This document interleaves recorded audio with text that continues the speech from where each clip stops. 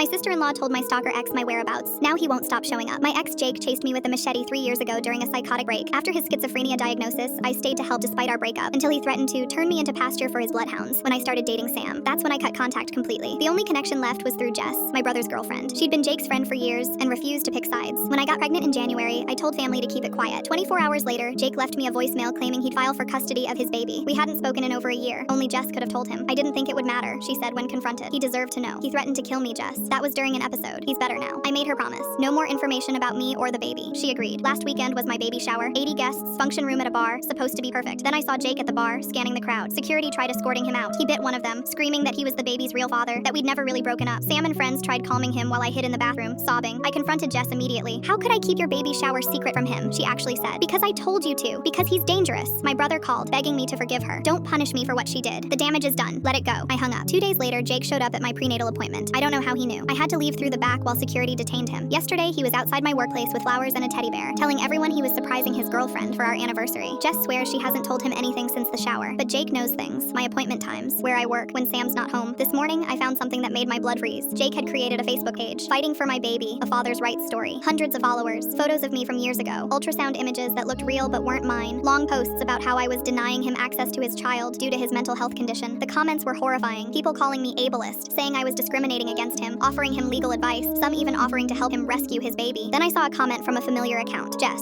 stay strong, Jake. The truth always comes out. I screenshot everything and called my brother. Your girlfriend is publicly supporting my stalker. That's not, she wouldn't. I sent him the screenshots. Silence. Then, she says it's not her account. Someone's impersonating her. Check her phone. I can't just check her phone. An hour later, he called back. His voice was strange. It's her account, but there's more. What? She's been messaging him for months, sending photos of you from family events, your ultrasound pictures, information about Sam's work schedule. Oh my God. She's been telling him that you still love him, that you're being controlled by Sam, that once the baby's born, you'll come back to him. I dropped the phone. Jess hadn't just been careless. She'd been actively feeding Jake's delusions. There's something else, my brother said when I picked up. I found a draft message on her phone. She was planning to tell him something but hadn't sent it yet. What? Your home address and your due date and the hospital where you're delivering. My due date is in 2 weeks. I'm packing her things now, my brother said. I'm so sorry. I had no idea. Where is she? I don't know. She left an hour ago. Said she was meeting a friend. My phone buzzed. A text from an unknown number. It was a photo of Jess and Jake at a cafe, taken minutes ago. They were looking at something on Jake's phone. Maps. They were looking at maps. Another text. Your SIL is very helpful. See you soon, both of you. He meant the baby. Sam grabbed his keys. We're leaving. Now. As we threw clothes into bags, my phone rang. Jess. I'm sorry. She was crying. I thought if he just saw you, talked to you, he'd accept reality. I didn't know didn't know what, Jess? I didn't know he'd bring people. There's a van of guys outside your house. They're from that father's rights group. They have cameras. They say they're going to expose you for parental alienation. He's with them. I looked out the window. A white van was pulling up to our house. Jake got out first, but he wasn't alone. 5 men followed him, one carrying a camera, others holding signs. They're live streaming. Jess sobbed. The whole internet is watching. Jake told them you're about to flee with his baby. The doorbell rang. Full story on channel link below.